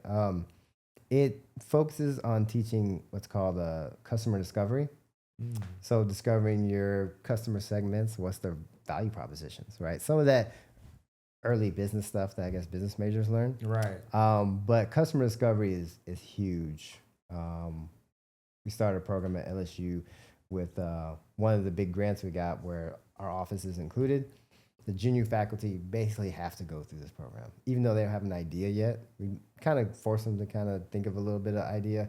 But customer discovery is when you try to find the pain points of your potential customers. And when you do these conversations, they're literally interviews. I did it when I went through the iCorp, and it's painful, unless you're just a people person, which usually these people aren't, including myself. But you have to go out there and just talk to people, and you basically try not to tell them your idea. Right? You try not to, because that kind of biases. Because you tell someone I'm working on this product that can do this. No, that sounds great. That would help. You don't want that biases their feedback. So you want to see what the actual pain points are, what their needs are, so you can kind of hear what's a must have in a product, right? Without having to prompt it out of them. Yeah, and you kind of want to really hear what they want, or what's a nice to have, right? Sometimes you can have a lot of nice to haves that make a must have, but and that can help you see what's really valuable for your customers and to see if that's your actual customer. Sometimes talking to that customer will show that they're just an end user, which I mean is fine too. But the person who buys is this person, and then who does that person get approval from to buy this? Are they approving it, or are they going by some guideline? And then that just kind of helps you map out the whole ecosystem and what's valuable for each of those different segments. Right. What's good end user, what's good to the purchasing manager, what's good to the administrator or CEO of the company or the CFO. So that can really help you. That has really helped people just starting out to really pivot their ideas. 'Cause sometimes you think this is great and it's going to work this way, but then you find out it's like, well, this, or you find out maybe you have a good idea, or you can keep going, or maybe it's a waste of time because no one will buy it because you're not actually helping their needs. You're just giving them something that's nice to have, but they not going to shift what they're doing to buy your product and just go through a whole new system. It's like going from a Android to an iPhone. It's like, do I have to go through all this? Why is it this thing so much greater? Like, is this filling a need that I have? And that's what that really helps. And it doesn't cost anything, right? As well. That's like a resource you can apply for and get in on, especially if you're trying to mature your idea and your product and this is before you even like make it, right? You have this idea for a business. It can save you time if you find out this is a waste of time. Right. We need to go here, or we need to go back to the drawing board. Something that you just said, and you said it a few times now, which is having a mature idea. And it's something I had never, like, that phrase makes so much sense. Right. Like, it's one thing to say I have an idea. It's another thing to say, like, this idea has gone through some steps and it seems like a viable thing worthy of, bringing it to reality. Before you put money and resources in, you get a loan and everything. Before you do all that, it's like, have you found out how mature this idea is? And are there people willing to buy it? Are they going to be able to buy it? And are they going to have approval to buy it? Is it even going to work with what they got? And that goes for everything from a restaurant to a pharmaceutical. Right. You can come out with a new drug, but I mean, if insurance is not going to pay for it, no one's going to use the drug. It's a wrap. Right. So you can't convince physicians to switch over to your drug. It's like, why? This drug works just fine, the same amount, or the side effects are very manageable. Right. Why? So then from there, you're like, how are you going to convince investors to give you money? This is tremendously valuable. I read once on your LinkedIn, you had mentioned about you are the young black farmer conference. What? No, I think got reposted. That was from Brian. I was about to say, because the question I wanted to ask you was, because Brian was on there, Brian Wilson, who was also a friend of the show. And he had mentioned about being a black man in the biomedical space. Right. For you in your career, was there a moment where you felt like being a black man in that space changed the room for better or for worse? Especially in academia, as we go higher up in academia. There's nobody. There's exactly. Nobody, right? Exactly. I go to, as a student, I went to Biomedical Engineering Society conference, right? And you're like, there's some. And then there's like one black professor, maybe two. And, I mean, there's more than that, but, you see them, when you're in a room, there's like one or two, right? And yeah, as you go, I've unfortunately, I'd say I got used to it. You just kind of have to. It's something you just have to as you go higher and higher. Like I said, I didn't apply to colleges in a succinct way, so I didn't even know what HBCUs are for the longest. Same. I'm like, what is that? So I just went to whatever college, right? I didn't know about that and the benefits of going to it, or if I should or shouldn't. Engineering, they don't pop up, but there are, there's some really good engineering schools that are HBCUs, and so just as you go higher and higher, the black students disappear, right? I went to Florida Tech. There's, like I said, there was a lot of Caribbeans there, right? So there was this immediately, if you were a black person, doesn't matter where you're from, you joined the Caribbean, the CSA, the Caribbean Students Association. Yeah. You joined it. You just did, and you played on the flag football team. Yeah. And you won because you were all the black students. Right, and it was a small school, so the only other competition was the Pikes, right? The other athletes couldn't play, obviously. So the soccer athletes, we didn't have a football team, right? But yeah, so it was, it was there. That community was like, it was already there. You're already kind of outnumbered, and the school isn't big enough, right? So it's almost every black person is just put in there. Yeah, just came together into the same group. Right. And it was very different when I went to University of Illinois, huge college. They have every sorority and fraternity there. You know, Asian, Native American, they have them all. But I was already a junior in engineering. And when you get your junior year in engineering, that's when your classes really pick up, right? You're not doing basic stuff. You're using more difficult math. You're taking labs. You don't have time to rush or anything. I had no clue because I was at Florida Tech and all they had was like the huge, like the big white ones there, like the 4 or 5 ones. I don't know how many. So I had no clue about the Divine Nine or anything like that. When I went, I got invited to an IOTA party once. I was just like, I don't have time. I'm tired. I don't know these people. I don't know anyone. So I just wasn't in that group. So I never, you had to get into the group or know some people or find them. I just didn't have time, and I was kind of with the white people, right? When I was in the transfer cluster, we call this, like people who transferred in, I was kind of already with them. And they're cool people, and I have some good friends from there. So I just kind of kept going. Like I said, I went to SROP, that summer program. That luckily brought a bunch of black people that I got to hang out with. And I saw some black grad students, but then I went to Purdue, and, just fell off, and there's less, right?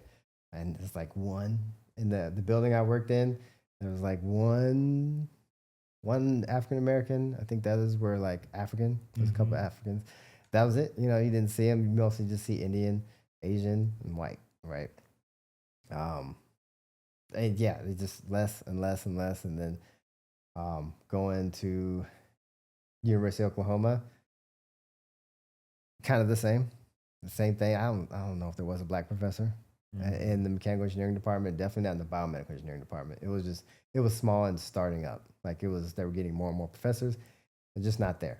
So there was a Black Grad Association. At that point, I'm just too tired to go to the meetings and everything, and it's just it's less and less and less. And then when you apply, you always wonder if your name is like stopping you from getting an interview, right? When you put them in, you search for jobs and everything, and it says Marcus Brown, right? Especially when after my master's, when I was trying to get a job, right? But I think I don't think it hurts so much later after a PhD, because I've done some job interviews and recruiting and stuff. Some people don't even really look at the name. I mean, they kind of do. It might bias it a little bit, but they go, they start going down your education. And then your education starts biasing you, right? If you come from like Harvard, MIT, or Johns Hopkins, all of a sudden you're in their head. It's different. They pop up, right? But then it's like, as a black person, you're more likely to get into those anyway, right? So that just more self-selects. And it's just less and less people, right? I interact with every once in a while a black person, right? In tech transfer, there are, you see other PhDs like me or not PhDs, right? In tech transfer. And I think it's opening up a little more just because it's more to the business and less to academia. But it's still, you're kind of on your own, right? And I think that, thing that Brian, Dr. Wilson, is a part of is like, I think it's really helpful because pharma is huge. And pharma is definitely not very black. Right.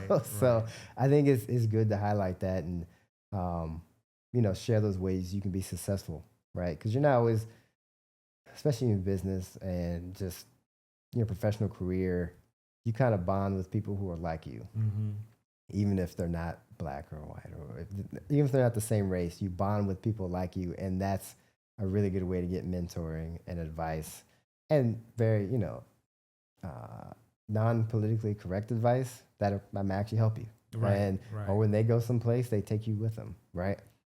And that's having, those things really help. So that's really where it was just kind of, I missed out on, I guess, with not knowing about HBCUs and everything and how all that, and like I said, mentorship can help you.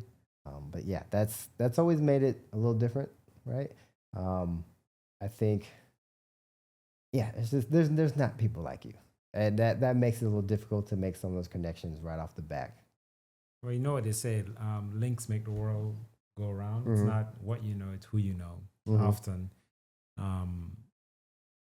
I've one of my pet peeves is hearing hard work, just work hard, or Right.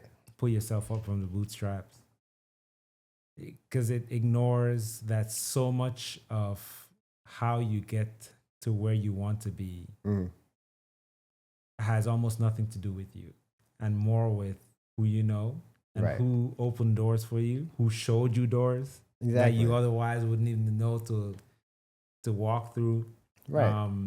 and things of that nature. So certainly hard work is important.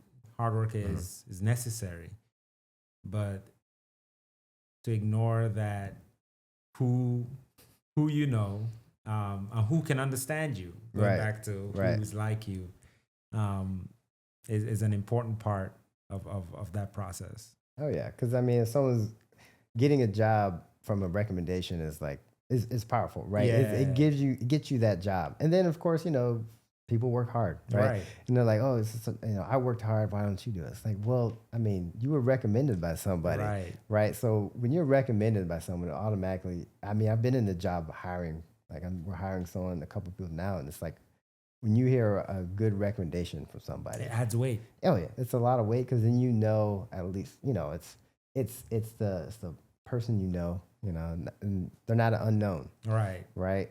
Even if you just take a lot of the biases out there, you get that opportunity because someone recommended you Right. because you knew somebody, and yeah, and then you can work hard, right? You can't work hard if you don't have the job, Right. It's true. You can't work hard if you don't have the work. Right. That's a fact. Let's go back to the air. What's the finite element model of the air? Of the okay, Yeah. so so finite element modeling is so when you model something mechanically, Okay. finite element modeling is a technique for basically breaking up the structure into discrete elements. Okay.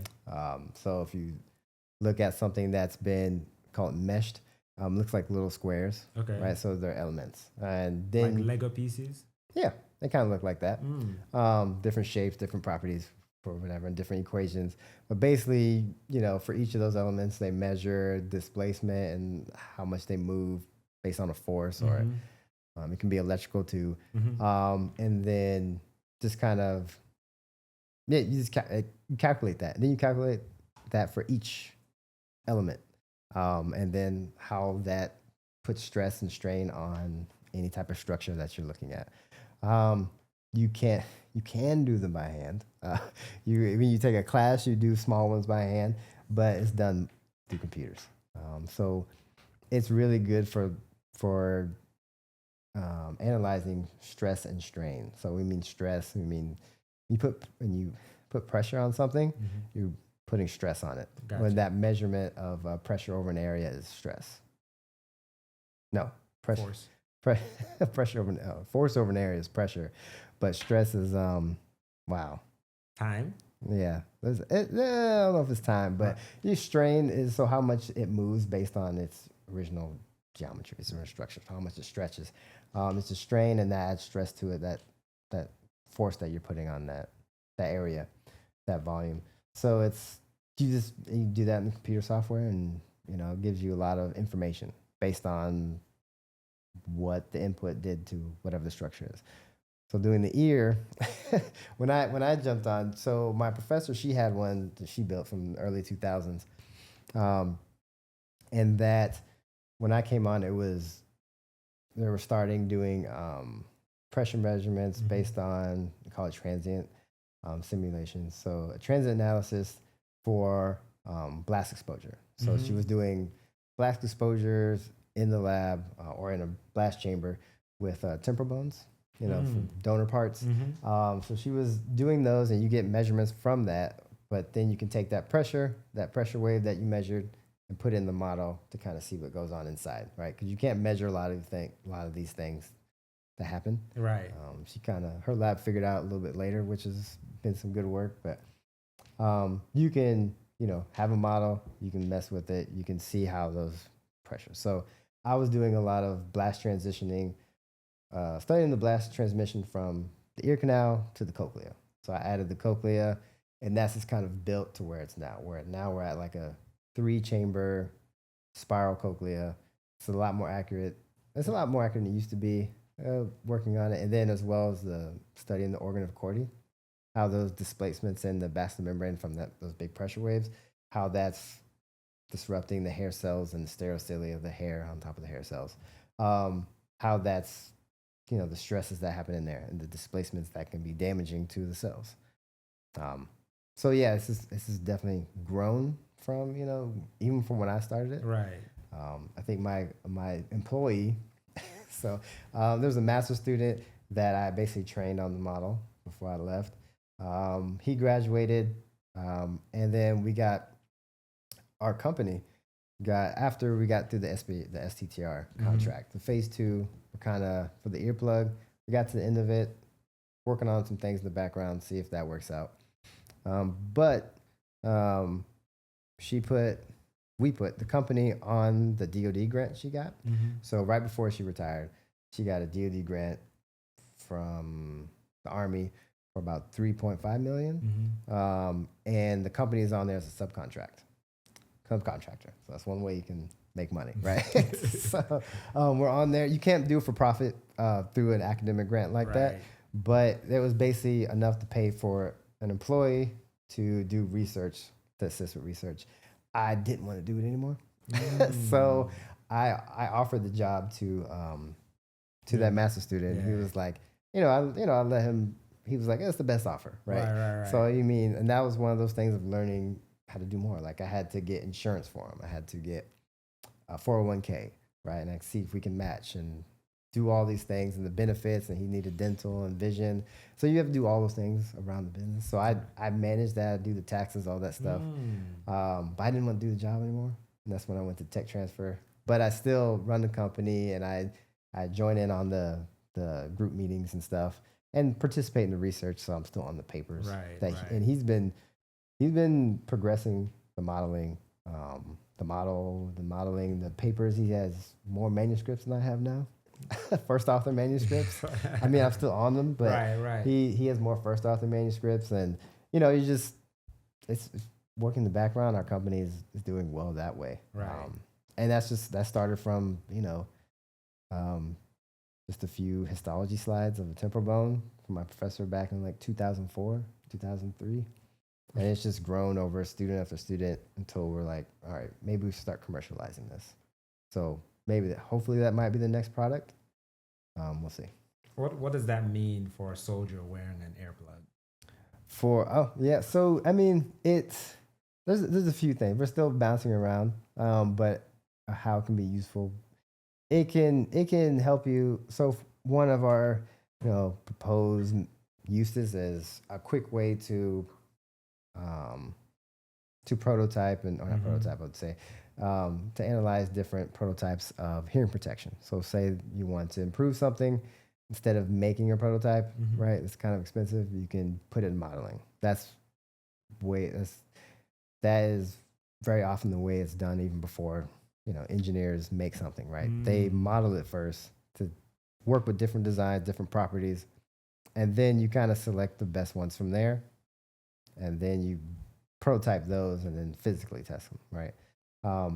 Or actually test them. And we're proposing that for like hearing, right? Because we have a comprehensive model. You can see how the middle ear reacts, how the cochlea, the pressures in the cochlea, everything from how that hearing protection device is working. Other than that, we can see, the military has what they call it the AHA model. It's sometimes they're still looking for a good model to test what different exposures, different ordnance, weapons, like they still test those things, and they get pressure measurements with those out in the field or just in test facilities. And they want a good model to see how that affects the ear. And having that model with some type of standard or some type of like assessment, hazard assessment, can give them a good way to set standards. So they can say, all right, if you're practicing this ordinance, you need to wear this, or you need to only do this for a certain amount of time before you're going to start getting long-term hearing loss, right? Gotcha. That's another useful. So they're still looking. They have one. It's very low. Doesn't use many computational resources. Power. Yeah, so I couldn't think of the word, but it was it's very limited, Okay. right? So they're still looking for a more comprehensive model that they can use, right? And then they can use that for setting standards, and yeah, that's just similar to that. So, and then of course it has research value as well, because then you can just add to the body of knowledge, right? You were talking about that your model includes the 3-chambered spiral cochlea with the Reisner's membrane. Did I say that right? What were other models getting wrong? Like you mentioned the AHA model, and it was just not as... That was what we called, I don't know about 1D, but it's a I couldn't remember the technical term, but it's a circuit model. Okay. So it doesn't use like finite element.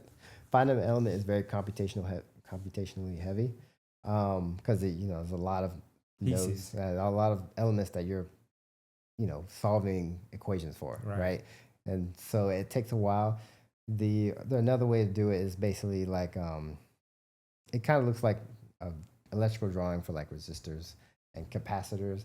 And it's basically springs and damping systems. It's very mechanical, but it's basically a circuit and each of these have an equation, but it's very straightforward. And that model basically just puts out kind of the basilar membranes, a predicted basilar membrane movement, and then gives you a number at the end that says, this is your risk score. And if you're above this, probably get permanent hearing loss. If you're below, probably not. You can just add maybe like, you can say, oh, it's an earplug. And then you can change the material a little bit. But it's just very simple, right? I don't think you can do a full analysis that's actually going to show like a shock wave going through it. So with ours, we made it more anatomically correct, right? It comes from an actual ear, right? It's the correct shapes. A lot of the tissue properties are based off, my PI's, that's basically been a lot of her career, is getting all those biomechanical measurements of many of the tissues of the middle ear, as long as other researchers. I would say it's quite validated as well. And yeah, it's just, it misses out, that simple model like that misses out on a lot of the hidden intricacies that can happen during that flash transmission or hearing loss, like what's actually happening that's causing damage. So it doesn't provide much information research wise, as well as if you're wanting to do bone conduction, right? How does the shock wave go through your skull to your ear, right? You can't do that on that model, but with ours, it's flexible enough to where you can add that, right? And that's something we're looking to as well. Like, how does the actual shock wave that goes to the ear, how does that affect the victim? So the hearing loss to dementia connection pipeline has now been relatively well documented. Yeah. In 2020, the Lancet Commission identified hearing loss as a top modifiable risk factor for dementia. Do you see a way where your work can help connect that to the bigger picture? Now, this obviously is outside of military and veterans, although it's still within it. Yeah. I was about to say, because if it is a modifiable risk factor, then veterans are certainly at risk for dementia, higher risk for dementia. What's your reflections on that? Well, I think with hearing loss, this is my opinion. I'm not a faculty research member anymore. But the having hearing loss kind of takes you out of society a lot, right? Yeah. Then you're not involved in conversation. You're not having that social engagement that's really vital, especially when you're older. And that staves off dementia. Maybe not Alzheimer's, but it helps with other types of neurodegenerative diseases and dementia. And just that's why they always say when you're older, stay active, right? Join a book club, do this, do that. If you're not socially involved, it can really hurt you because as you're working, you're always socially involved. But when you retire, not so much. So that hearing loss really is taking people out of that. So they're less involved, right? They're not, grandpa's just sitting there, everyone's talking, and then, they talk to them like, grandpa, you're like, what? This is, they're sitting out of the conversation, not in it no more. They're not thinking, they're not responding to the family and everything. And that's very isolating. With our model, I think it's more on the front end of like just preventing that, like helping setting standards, helping research grow. That's another idea we're thinking about is offering our model to other researchers as kind of a service, right?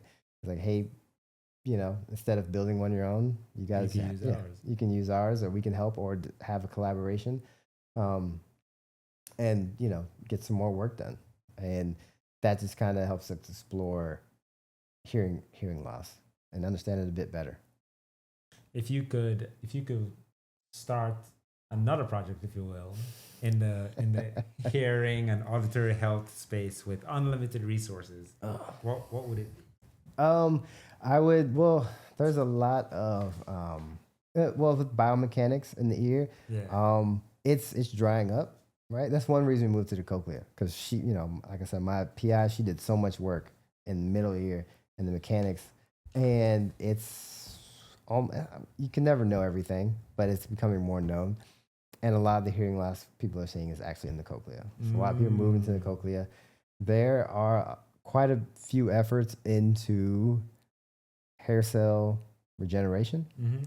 As humans, or most mammals, or I think all mammals, we can't regenerate our hair cells. So the cells that, like I said, that transduce mechanical vibrations, once they're lost, they're lost. Yeah, they're basically gone. Or even if you damage the hair on top, the stereocilia, sooner or later, if they're too damaged that they can't repair easily, the cell below it will just sort of kind of go through apoptosis and go away. Or like I said, with the neurons, the spiral ganglia that go to the hair cells, if they retract and because there's some type of damage, that hair cell also dies too, right? Because it's not getting that feedback, or it's not communicating with that synaptic connection anymore. So it's the body doesn't need it anymore, so it goes to apoptosis, and you lose hair cells, and you lose hearing, basically. Right. So that there are some efforts into actually regenerating those, because there are animals that do.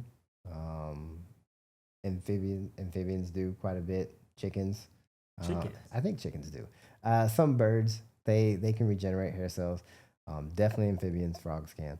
So there's been research saying like they basically excise like the organ of Cordy, or the equivalent for that animal, and then they just kind of lop off the stereocilia, and then they watch it grow back. Yeah. So I think chickens can do that. Yeah, I think chickens can.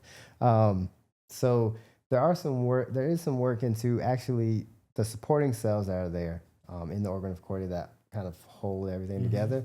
There is a way to turn those into hair cells in a way, because they're closely related.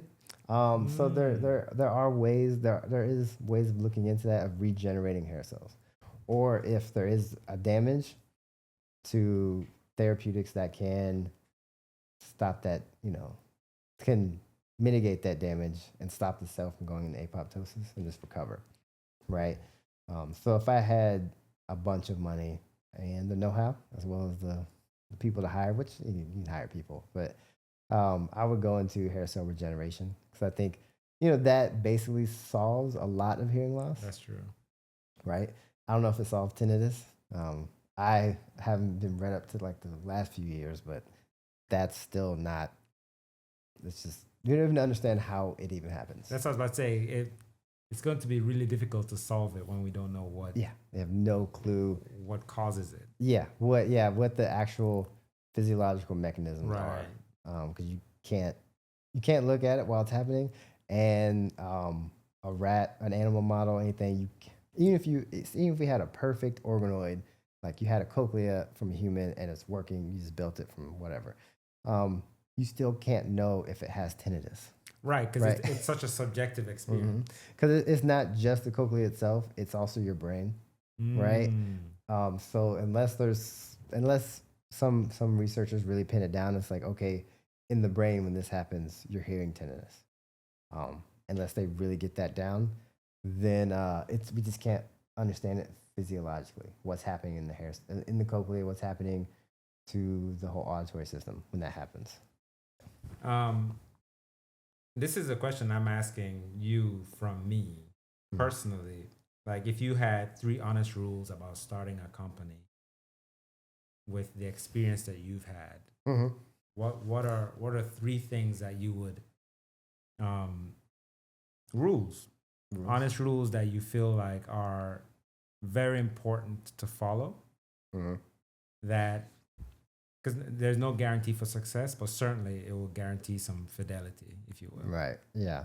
I would say I would go back to customer discovery, or at least doing that research. Because I mean, it may, if you want to open up a place for gumbo in New Orleans, it's like, okay, maybe if it's really good, maybe you find an area that's underserved, but the people around there, they're going to come, right? Do people want to leave Lakeview or Kenner to drive down Uptown through all the potholes to get there? Right. Or is there a way? Is there something that you can do to make it a fad? Right? Does it work better as a pop up? Right? Or does it? It's like all those things. Talking with your customers or who you think they're going to be, really can help you organize how your business is going to operate. Right? Like you said, it could be a pop up. Right? You could just have this for a limited time, and you actually make a bit of money that way because it's on Instagram, TikTok. Aging myself. It just pops up on there, and then it's the trendy thing to go to at that point, and you can sell a bunch, and then what are you going to do in the low time? So a lot of that customer discovery and that early research can help you a lot. Then I guess from there, I would say get help. There are a lot of people that either have done it themselves and kind of don't want to in the grind anymore, or they kind of have the know-how, but they prefer teaching people than actually doing it because they lack their health insurance, right? So find mentors and people to help out with, right? So and then they're there to help, and those connections might help you as well as, and you might not have to run it yourself, right? You might make a connection that someone you can trust to run the company, that may do a better job, or may allow you to keep your day job. Right. So there's that, and then from there, I mean, after you do the research, that kind of really dictates your product, what you're going to sell, how you're going to sell it. Mentors help a lot, especially if you're on a company that you need board members. That's huge, because sometimes you'll have these companies, like these pharmaceutical companies, and like you don't like have much. You don't have a lot of staff, but they have like these board of directors where it's like this guy from Johns Hopkins and this person from Harvard and this physician at Cleveland Mayo Clinic and stuff. And it's like okay, these guys are for real. We'll invest, and then they do a lot of their work in CROs, contract research organizations, right? They do the research. They have the patents for this, and they do the research. So having those people and those mentors are really powerful when you're starting out the whole time, actually. Right. And the third thing is, I would say, with the people you hire, because all that's great, but if you have people, you have to hire the right people, and so you have to spend a lot of time looking into people and hiring what you need. And looking at yourself and what you're missing, and you can hire that other person. You can hire someone who can complement you and make up for your downfalls and what you need for this business, right? So hiring those missing pieces and treating, especially in the beginning, almost treating everyone like they're equal. Like it's like there's no point to try to take all the credit. Try not to be a Theranos, right? just watch the Elizabeth what's her name? Holmes. Elizabeth Holmes. Yeah. I was in medical diagnostics when she did that, and I was just looking at. I didn't even have to read the whole article. I was like, it's not possible, right? I did microfluidics in They at, could in have my saved themselves master's. billions of dollars just by talking to you. But she knew. She skipped a whole lot of steps, which is great for investors. And like, but it was just, I also, know about the regulatory process. And it's like just skipping a lot of those things. And it's not going to work. But so having people that you can trust and really actually fill out a good team, like using Theranos, I had that scientist, right? She just didn't listen to them from the other pressures of the investors and the business. And like, instead of listening to that person, that could have helped solve that problem. Right. And, you don't always have to go fast. You don't have to, the unicorns are rare. The Facebooks, the Instagrams, the TikToks, and the Theranos. Right. Those are all very rare. A lot of businesses are built slowly and on a good foundation. So if you have that, you're less likely to fail, but you also have to be okay with failing because you're likely going to fail. But all entrepreneurs, I think people who do that they're already ready for that. Like people who are scared to fail don't even do it. It's like, just don't, they think about starting a business. They're like, no, it's like, why would I quit my job to not have health insurance and to maybe not even get paid at first, or be working in the red for years and might not have a job. That's when your spouse comes. Get a spouse with a stable job that can sustain. Yes, that's the 4 with an asterisk. Get a spouse with a stable job, and then it'll free you up, and some understanding with patience. They have to be a patient person. If they're not, then entrepreneurship isn't. Just don't do it. Dr. Marcus Brown, this is a tremendous pleasure. Thank you. I've learned so much. I think 3 things: biomedical engineer, auditor, biomechanics researcher, and startup founder. I think for all 3 of those things, there was tremendous value here. For me personally, that startup founder background is stuff I'm definitely going to lean on your experience and expertise for. I'd love to pick your brain on all that stuff. Oh yeah, no, I think the startup community is very friendly in that way, because everyone wants to talk about their experience. Right. So there's a lot of communities where you can talk with people and learn all their pitfalls. Well, the friendly ones. Right. There are a lot of narcissists that do that too. Naturally. So yeah, it's easy to avoid those people. They're very obvious. But yeah, I think a lot of startup, they're all on the same boat, and that's usually sinking unless you have enough money to plug the holes. So it's a wrap. Right. So I think it's always good to reach out, because then that's why I keep learning. I keep learning every day, right? I'm still at the beginning of my journey, my tech transfer, my startup. It's still all very early, right? So thanks for taking the time on a family Sunday morning, afternoon rather. Yeah. Yeah. Oh yeah. It's time. It's almost bedtime. Thank you, man. No, thanks. Thank you so much for joining us today. If this conversation resonated with you, there's a lot more where that came from. We've got stories from healthcare providers, healers, innovators of various industries, and people doing work that truly matters, each one bringing something very different to the table.